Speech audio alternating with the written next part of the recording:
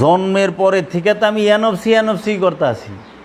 যেই মা আমারে 10 মাস 10 দিন গর্ভে ধারণ করলো, 10 মাস গর্ভ পেটে রাখলো, আমি এই 10 মাস আমার অসুবিধা হইলে মুসরামুসরি পেটের থেকেই শুরু করে দিছি। যখনই আমি আসছি জগতে, এই পৃথিবীতে আসছি, ভূমিষ্ঠ হওয়ার সাথে সাথে মায় হসপিটালে আইসিইউতে সিজার হইছে, রক্ত শূন্যতা, মা অসুস্থ, মায় অজ্ঞান হয়ে রয়েছে। আমি বুঝি না মায় অজ্ঞান না সুস্থ না অসুস্থ, এগুলা দেহার সময় আমার নাই। আমারে দুধ দাও, খাইবার দাও। আবার দুধ খাওয়া করলে গান লাগে না ট্রেনিং সেন্টার থেকে শিখাইতে হয় কোনো বাচ্চারে যে ট্রেনিং সেন্টার থেকে 3 মাসের কোর্স করে দুধ খাওয়া গেছি, লেখাপড়া গান লাগে, দুধ খাওয়া গান লাগে না। কারণ আল্লাহ নিজেই কয়ে দিছে, আমি তো কোরআনের মধ্যে আল্লাহ বলতেছে আমি তোমাদেরকে সীমিত জ্ঞান দিয়ে পাঠাইছি। সেটা কি? তোমরা তো দুধ পান করা ছাড়া আর কিছু জানতা না। একমাত্র দুধ পান করা ব্যতীত তোমরা আর কোনো কিছু জানতা না। তোমরা যার পেটে হইছ সে যে তোমার মা, তুমি জানতা? তোমাকে শেখানো হয়েছে। বলো আমি তোমার মা, বলো আমি তোমার মা। যার জন্ম, যে তোমাকে জন্ম দিছে বাবা, তুমি কি বাবাকে চেনো? জানতা সে তোমার বাবা? তোমাকে শেখানো হয়েছে। জন্মের তুমি কি জ্ঞান নিয়ে আসছো? শুধু দুধ পান করা, গিলনের পান করার জ্ঞান লইছ। আর নাহলে চাবানের জ্ঞানও তোমার ছিল না, তোমাকে শেখানো হয়েছে চাবানো। তোমাকে বাবা মা বলা শেখানো হয়েছে। তুমি তো সব শিখাই না বলি কইতাছ। তুমি জন্মের পরে যাহা কিছু করতেছ সব শেখানো বলি তুমি শিখছ। তাইলে তুমি অনুকরণ করতেছ, তোমাকে শেখানো হচ্ছে সব। না ভুল বললাম বাবা? জন্মের পরে তাহলে আপনি ইয়ানফসি, মায় অসুস্থ বুঝি না দুধ দাও, মায় জ্ঞান নাই বুঝি না দুধ দাও, তোমার মার অনেক জ্বর বুঝি না আমারে দুধ খাইবার দাও, নাহলে আমি হসপিটাল মাথায় করে লমো, বাড়ি মাথায় করে লমো। তো ইয়ানফসি তখন থেকে শুরু হয়েছে। আচ্ছা বাইতে এইসব প্রসাব পায়খানা বিছনাই করতেছ, করা শুরু আর কান্দা শুরু শুরু না? কারণ বিছনায় তোমার ঠান্ডা লাগলে তুমি শিখার দাও, তোমার খাওয়ানো 19-20 হইলেই তুমি শিখার দাও। দেয় না বাচ্চায়? চিৎকার করে না? খাইবার দাও, স্বার্থ ছাড়া কিচ্ছু বোঝে না। আচ্ছা আর একটু বড় হয়েছে, যখন বড় হয়েছে মোবাইল দাও, শিকার পারবো, বাপের দরকার বুঝি না, আমারে দাও, পোশাক এইটাই দাও, যেইটা চাইছে ওইটাই দাও। আচ্ছা বড় হয়েছেন, বাপ মায় অনেক কষ্ট করে লেখাপড়া করাইছে, প্রতিটা সন্তান রেই লেখাপড়া করায় না? করাই তো। লেখাপড়া করতে সময় তো বাবা এটা লাগবো দেও, না দিলেই বেজার। বাবা তুমি কি করছো আমার লেগা, মা তুমি কি করছো, দেও নাই। আচ্ছা পড়ালেখা করে মানুষ করছেন, মানে বাপ মা বিয়া শাদি করাইবার যাবো, নিজে পছন্দ করে বিয়া করে হালাইছেন, নিজের স্বার্থটা দেখছেন। একবার চাইছেন বাপ মারিয়ে, আর আপনি ভালোবাসেন, বাবা তুমি দেখবা না আমি ওকে ভালোবাসি, কিন্তু তুই তো একবারও দেখলি না তোর বাপ মা যে তোরেও ভালোবাসে। আমি বললাম যে মা তুমি দেখো না আমি ওই মেয়েটাকে ভালোবাসি, আমি ওকেই বিয়ে করুম, কিন্তু এই যে বাপ মা আমার সারা জীবন পাইলে লাইলে বড় করলো, তার দিকে তো আমি একবার চাইলাম না সেও আমাকে ভালোবাসে। তা আমি তো ইয়ানফসির মধ্যেই আছি হাসরের মাঠে। বাপ মায় আমারে সারা জীবন খাওয়ায় বড় করছে, এখন বাপ মা উপার্জন অক্ষম, বুড়া হয়ে গেছে, আমি কামাই, আমি কিছু খাওয়াই, গিভ অ্যান্ড টেক। কিন্তু ইয়ানফসির বাহিরে তো যাই নাই। আচ্ছা বাপের যদি জায়গা লেখা না দেয়, বাপের লগে সম্পর্কই নাই। মায় যদি জায়গা অন্যজনকে দিয়ে দেয়, আমারে না দেয়, মার লগে জীবন সম্পর্ক নেই। আবার এমনও তো হয় বাপ মার বাড়ি রেখে বাপ মায়ের বৃদ্ধাশ্রমে পাঠায় দেয়, দেয় না? তা হাসরের মাঠে যাইবেন না আছেন মৌলভী সাহেব? হ্যাঁ যে হাসরের মাঠের গল্প করে, এটা কি যাইবেন না আছেন? কারণ যাইবেন কইলে নিজেরে ঢাকন যায়, আর আছেন কইলে নিজেরে ঢাকন যায় না। কারণ ওর মধ্যে তো আমিও স্বার্থপরে রয়ে গেছি, এর লেগে আসি কয় না, এর লেগে আসি কয় না, কয় যাইবেন।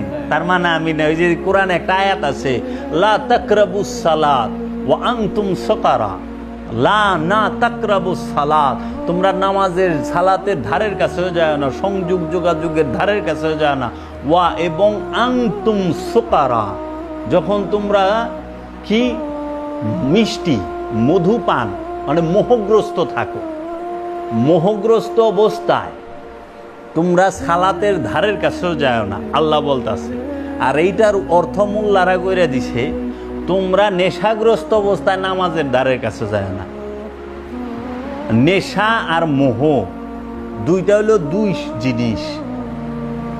নেশা করে অল্প মানুষ, নেশা যে করে সে নিজের ক্ষতি করে, আর মোহগ্রস্ত মানুষ সমাজের ক্ষতি করে, পরিবারের ক্ষতি করে, সমাজের ক্ষতি করে, দেশের ক্ষতি করে। তাহলে মোহ কি? তাহলে নেশা যদি হইতো তাহলে এটার আরবিটা হইতো এরকম, লা তাকরাবুস সালাত ওয়া আনতুম খামরা। কোরআনে খামরা মানে হচ্ছে মদ, নেশা, বুঝছেন? আর সোকারা মানে হচ্ছে মোহ। এখন মোহ ছাড়া কোনো মানুষ নাই, প্রতিটা মানুষের মোহ আছে। যে ইমাম নামাজ পড়ায় হেরও মোহ আছে, এর লেগে হ্যাঁ নিজের কান্দে বুঝা লইব না, ওইটি মদ খোরের কান্দে দিয়া দেয়, মদ খাইছাস নামাজে আহিস না। কিন্তু এটা তো কয় না সুদ খাইছাস নামাজে আহিস না।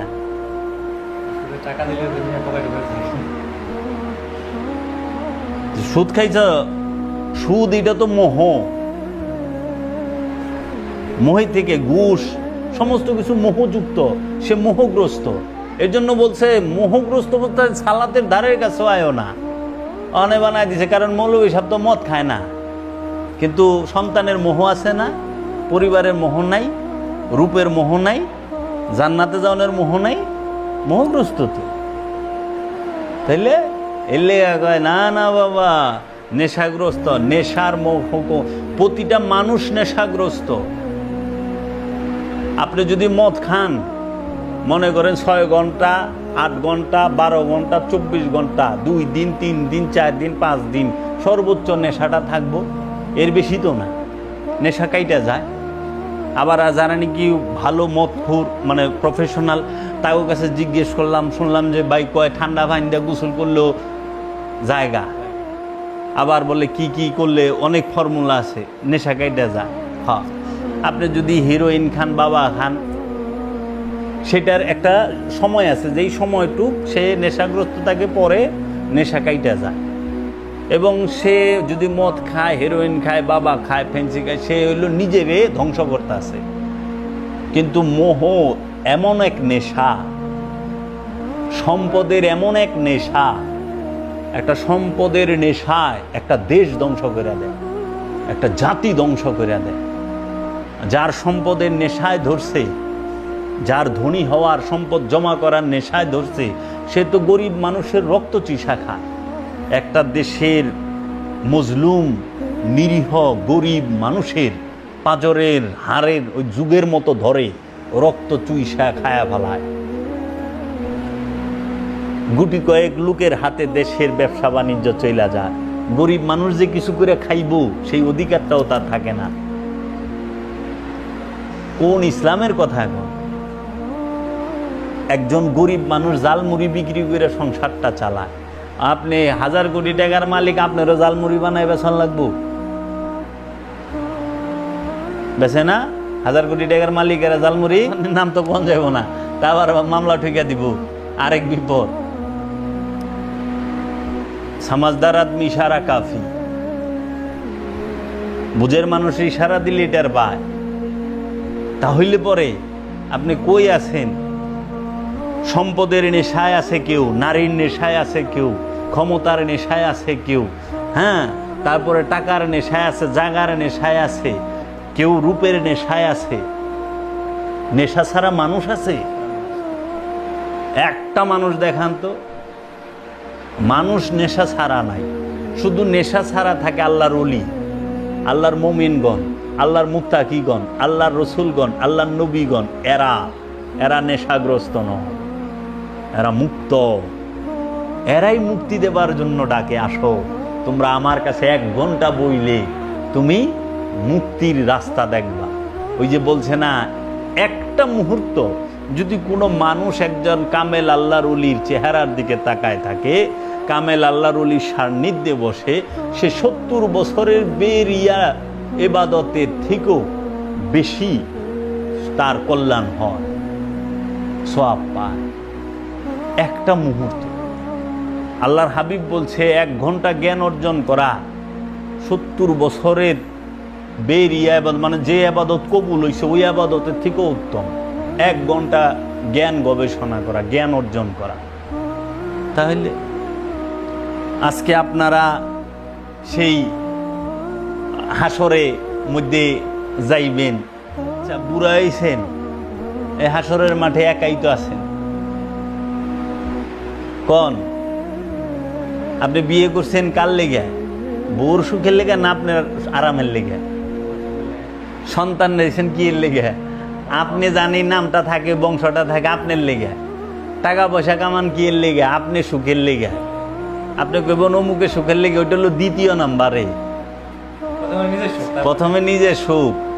এর জন্য বলে যে যখন একটা মানুষ নৌকা লইয়া পদ্মা নদীর মাঝে স্রোতে পড়ে, ওই নৌকার মধ্যে যখন 10-12 জন থাকে, স্রোতের ঢেউ তুফানের মধ্যে যখন পড়ে, তখন প্রথম চেষ্টা করে নৌকাটা জানি না ডুবে, নৌকাটা বাঁচাই। যখন দেখে নৌকা ডুবে গেছে তখন চেষ্টা করে দেহি 2-1টা মানুষগুলারে বাঁচাই সাঁতার জানলে। যখন দেখে যে মানুষ বাঁচাইবে যায় নিজে খাতরায়, তখন উকিনেরা ধুয়ে দেয় যায় রে দৌড়। নৌকা যায় ভার মে, মানুষ আমি আগে বাঁচি নাকি? ইয়ানফসি ইয়ানফসি। তো আপনি হাটরের মাঠে যায় ঘুরবেন না, করবার লইছে ইয়ানফসিতে এখন করতেছেন, এখন করতেছেন ইয়ানফসি ইয়ানফসি। তাহলে এই যে বিষয়গুলা আমাদেরকে শুধু ঢাইকা দিছে, ঢাইকা দিছে, ঢাইকা দিছে, আমরা ভালো হমু কেমনে? রোজ আজল সে ইয়া মোহাম্মদ